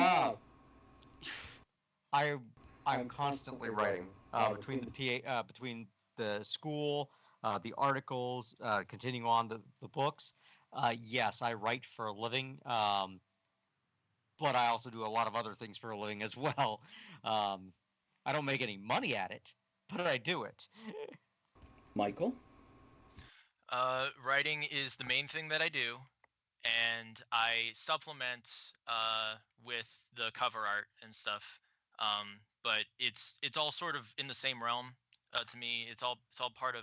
I look at it as just part of the business, part of the company, and so I look at it like that. And I do school talks. I do inspirational speaking, and that helps. Which relates to the writing. Yeah. Is it equal to a traditional job yet? No, but I'm building up to it, and as long as I'm trying to see those signs of growth, and as long as I see those, and every year it gets just a little bit better. Here's what. But that's a pretty good segue to show this. Can I throw my 2 cents in first? Oh yeah. Thank you. Afterward. Sorry. Yeah, no problem. I write to live. Yeah, Okay? Hey, that's good. I do not live to write. I have to work a day job, if that helps answer your question, Gomatarka. But I write to live. This is the way I bring joy to others, bring thought to others, etc. Just like the stream here. I don't make a living off the stream, but I do it because I'm passionate about it and love what I'm doing. I love reaching out to people and connecting with them, even if I never see that connection. And that's why I write. I would love to make a living off of writing, and I really hope that comes one day. But I don't know. Even if I write all these books and I'm still not making money off of it, there is a good chance I will continue to write. Because here's something I'll tell you about writers: writing is a bit of a lottery. You can be as talented as all get out, but a little bit of luck, right place, right time, Yeah. can make or break a career. We look at Ready Player One. This guy wrote half a book and started sending it out. Publishers got into a bidding war before the book was done. Wow. He got a huge contract. And then that publisher that got it threw it out to movie studios before the book was done. They got So into a good. bidding war. So this guy had to finish a book under the pressure of a writing contract and a movie contract. And he's still working on book Wow. two. Yeah. So it's one of those things. Writers write, whether Mhm. it's For sure. blogging, whether it's fiction, nonfiction, they write. Um, One of them is good problems, says Cold Brew and Goldman Archer. Says that guy, thinking meaning you, Mike, must be so talented. You're a multi-talented artist. Um, and perhaps Goldman Tarka meant the guy must be so talented for something else. So the bottom line is, we write because we love, for whatever reason, connecting with other people. Tempe has mentioned previously she had to get this out, which we've heard writers Yeah. say that before. Some have experienced it, some haven't. Some muddle through it step by step, others thrust it out into the world. It's different for every person, though you'll find commonalities across the board. I'm waiting for someone to pick mine up for a TV series. Right. That's And my goal. that is Because another way to it would write. make an excellent series. Yeah. Yeah, Based on how you described it. when you write, you can keep that framework in mind, movies or TV series, which I do on certain books, not on all of them. So, Mhm. Michael, you've got something to show us. Show and tell time. Yeah. Okay, so I'll show this really quick. So this is. I wonder if it'll show up well. So here's the map that I There you did. go. Good, It's a little nice. bit. Nice. It's a little bit squished in this dimension, but he had this on a little card, and he signed this for me and gave it to me, and I was like, oh, it looks so good, dude. And this is meant to be inside the book when you open it up. Um, and it's cool. I really like this little Viking style ship. We talked a lot about the ship, and then this his favorite bit was and my favorite bit too was the compass rose with the unicorn. The unicorn's an important character in this book, and yeah, the book is called Henry on Fire. And he put it on a plaque, and Oh, so nice. I got a plaque with the unicorn compass rose. Um, so very cool stuff. And in this case, west is up in the view of the map. And then yeah. Something else I'll tell you guys. If you're going to go to a cover artist, and Michael, back me up or argue with me on this one. Every time I've done a cover where I have sought out a specific cover artist, I have had a sketch of what I'm Mm-hmm. looking for. Now, I've allowed them to change it, but at least they know what I'm looking for as opposed to one paragraph. Yeah. Um, it shows them the placing, where I expect the title, where I expect different things, and I just want them to make it look good instead of my level of ability and talent and give a damn. A real quick comment from Princess Chair: creativity always has its path, whether it be writing on a napkin about a young wizard or an unfinished book that will be a Hollywood hit without being finished. Mm. So, yeah, there's all kinds of things here, and you've seen how we're talking about fonts right now. We're totally off topic. About to yank us back on there, um, because we have 15 minutes left, and I want to talk about the Comic Sans sensation before we're done. Aaron, I see you opening your mouth. What do you got? Well, no. The big thing about font is it is a visual way to display more information. The old friggin' Personality. well, a picture paints a thousand words. Well, fonts, words, they're pictures. They're nothing but pictures. And if you change the word, well, you take the word stop, okay, you just write it out, or you put a stop sign. That conveys an entirely Or different you meaning, and that's just a capitalize it, font or change. you italicize it, Yeah. Exactly. or you Changes the put it on a significance. Bold sentence or by itself versus a comma and whatever else. It's a very different word. absolutely, and I mean that goes back to last week's conversation about style guides and stuff like that. To where, oh, there's something special about the way we're conveying this information, because it's going to change the way you as the reader process it for us.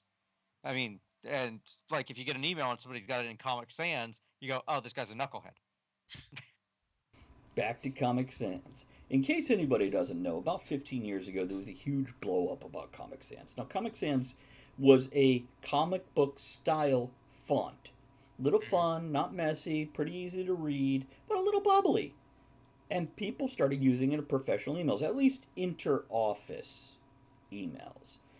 And at first, people seemed cool with it. This is before emojis, when we only had emotes, where you actually had to put a colon and a parenthesis for a smiley, and it didn't turn into a cutesy picture. People got into it. Yeah, exactly. People got into a rage after a few years of this, going, "This is horrible. This is unprofessional. We should ban and remove Comic Sans," which I found hilarious because I think the first person who ever bitched about it was being comedic. You know, sure, they might be a little frustrated, but all in all, they're just like, "Oh God, this is so silly. So this is ridiculous." And people blew up, and then it became a thing. Bandwagons are scary, scary things. They're a lynch mob in formation. Gary says, used it on my phone, but the novelty wore out quickly, which I think that's a good thing, as much as I love Comic Sans in the right place and time. So, Comic Sans, what do you guys think of it? The thing about Comic Sans is it's got a very, like somebody was writing feel to it. Mm-hmm. So it's great in like a comic book. If you're doing thought bubbles or speech bubbles in a comic, you're fine. Who cares? But it's all part of that same audience. Now, whereas if you try to do it in a professional document, and that's not one of your sidebars, oh, I'm going to tear you up. I'm going to just like, it's Comic Sans. If I was a technical writer, going back to Tara, if she receives something in Comic Sans, first thing she would do is Arial 12, send it back. First change. By the way, if you're going to use Comic Sans internally or externally, at most you should use it for the quote below your signature. At most. And then it has to be something from Groucho Marx or Stan Lee. I don't know. Tempe? I remember using. Oh, sorry. Go ahead, Michael. Oh, sorry. No. I remember using a similar. I think it was called Andy for the font. It only appears on the dedication of Chicken Boy. So every font has a time and a place, and every font has the tone that it evokes. So it depends. So Chicken Boy has a comic booky feel. So there, on that one page of font that's like it, that's in the same family, it works. Tempe.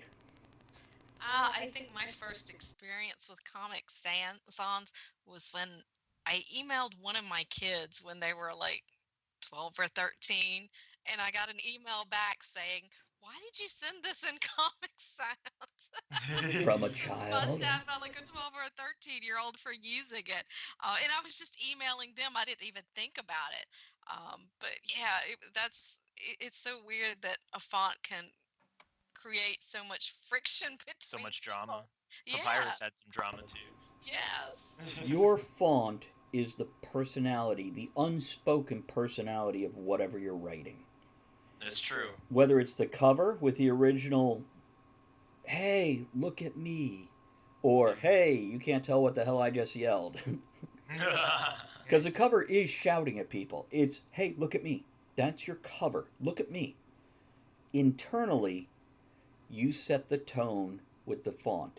As a writer, on the professional business side, if your font is hard to read, you are failing as a business. And go look at businesses across. Now, if you have a strip mall, they're all in the same. All the signs are the same. Fonts mean things. They create emotional reactions. Colors. By the way, don't put a color in your damn book. Book font. Unless you're doing a comic book. Go ahead, Aaron. Make it way more expensive. Never-ending Story. It's got colored pages. I haven't read it. Depending on which side of the world you're on. If you're in Bastion's world, it's one color. If you're on the if you're in the fake world, it's another one. But that was a very stylistic choice that the author made. So it worked for that one, but it may not work for you. Mm-hmm. So choosing your font, and I want to mention real quick now, and I'm so sorry Tara isn't here because she knows the exact name. There is a dyslexic font that is typed in a certain Open way. And dyslexic. thank you, Michael, thank you. Open dyslexic, if anybody didn't hear him. And if you look at it, if you go for me, put on my reading glasses, but whatever, look closely at it, it almost looks a little broken or spotty or blotchy.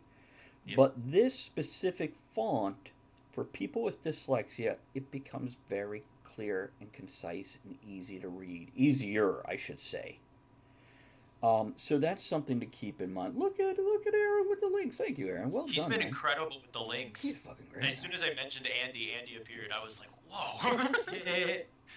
He knows how to the use anthology, the anthology we did for MarsCon Mhm. was printed in that font.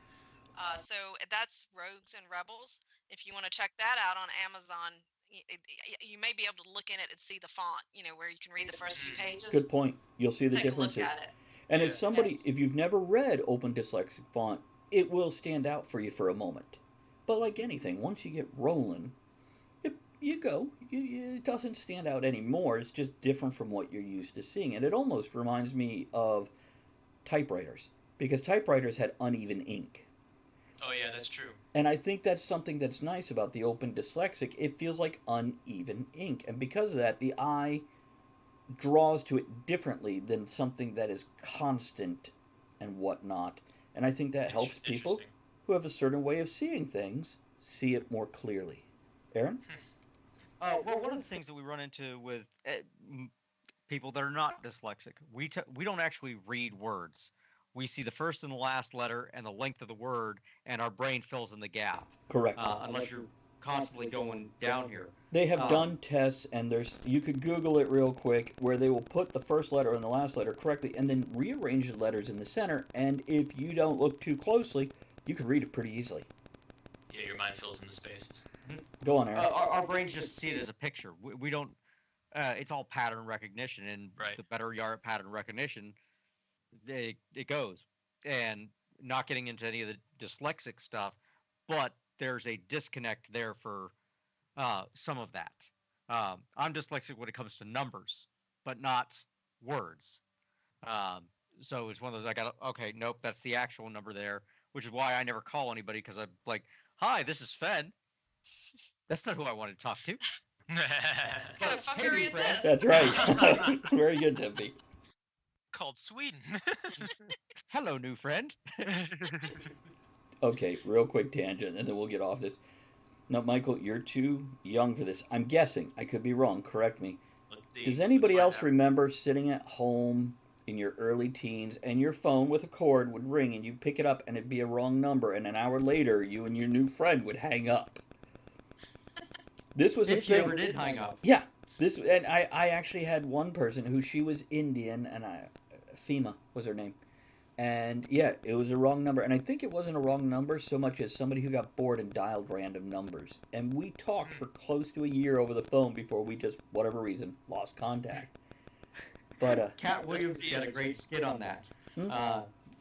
You got to get yourself some white friends. You call them, they'll help you out. Okay, if you can't figure it out, give me a call back. We'll help work it out together. So anyhow, yeah, that's a quick tangent right there. Tempe, you ever do that when you were younger? No, but that's not nearly as interesting as the party lines were. Do you remember the party lines? Where you Now, are you We're talking about the telling our age ones now. before our era where people shared one phone line, or are you talking about the ones where Yes. you purposely called this group? It's like Skype nowadays or whatever, but you would randomly connect with 4 or 6 other people by dialing the specific number and just have random Chat conversations. roulette. Pretty much. No, I'm talking about actual shared lines Okay. where you could pick it up and somebody was on the phone having a conversation with somebody else and listen and you would just have to quietly hang up because a lot of the younger generation probably has no idea what we're talking about, but phone lines were once upon a time shared. A community might, 3, 4, 5 people might share one phone line, and if you picked it up and somebody was already on the phone, you'd have to hang it up and wait for them to get off to make That your was own phone that call. was also regional, because if I'm not mistaken, I think I'm a couple years older than Tempe, But in South Florida, where I grew up, the phone lines were new enough. You didn't have that. Well, that's because a tornado wipes it out every 3 weeks. Not in Florida. Well, not in South Florida. um, No, but we had them in the Marine Corps barracks in San Diego well into the 90s because they just didn't update the phone systems. So one building would just share the phone line. Whoever answered it first, all right, nope, not for you. Hang up, don't answer it again. All right. Right. My grandmother had a shared party line like that. We always had a separate one because there were five of us. So, as five children. So, somebody or was how about always in your on the phone. teens when you got that second phone line in the house just for you? Oh, I didn't get that. Oh, that was a beautiful thing. Okay, we got 5 minutes left. Let's wrap up the concept here, and I'm going to respond to a comment real quick, and then we're going to wrap up our final thoughts about fonts. V for Vendetta asks, "What's this new stream?" This is our Saturday night stream. This is our third week, I think, where from 8 to 10 Eastern at twitch.tv/Travis Tavern Talk, as you know, we are doing 2 hours with myself and a handful of other writers that will change out, and the longer we go, the more other people will pull in for one show, multiple shows, etc. But what you're seeing here is just above my screen is Tempe Wade.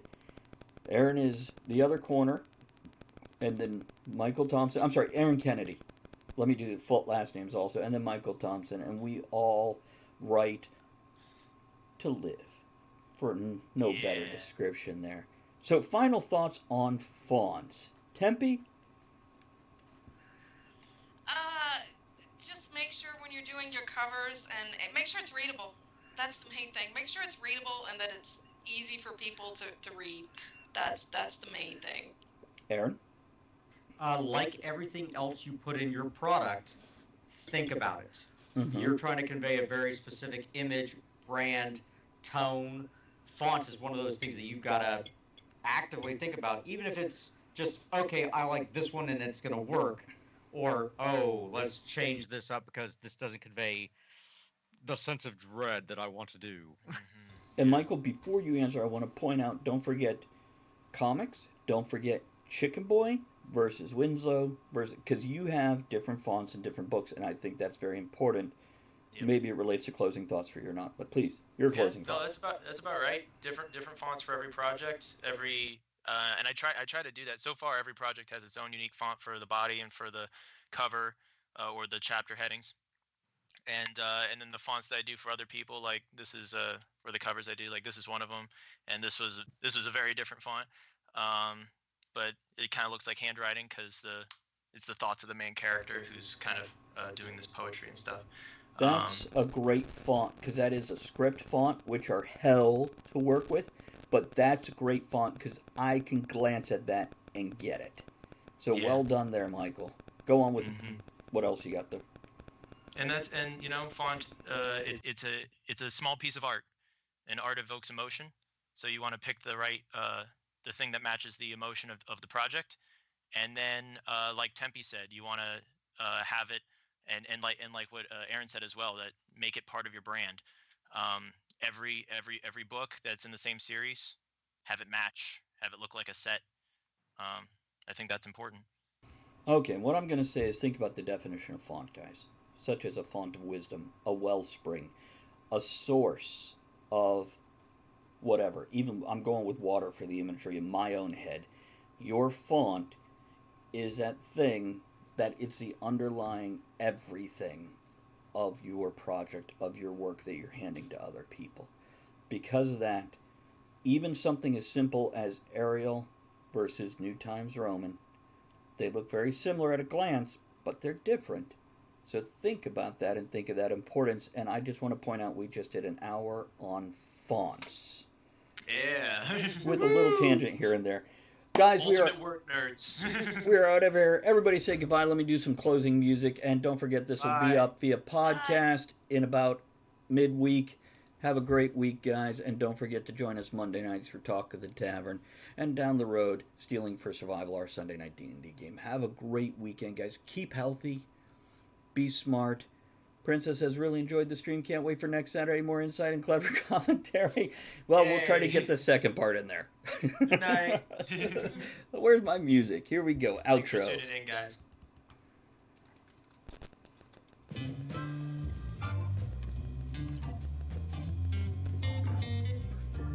Thank you for joining author Travis I. Sivart and the other writers, content creators, and all-around amazing people for our discussion here on Night. Join us again soon, and until you do, make sure you create with passion, enjoy the journey, and remember,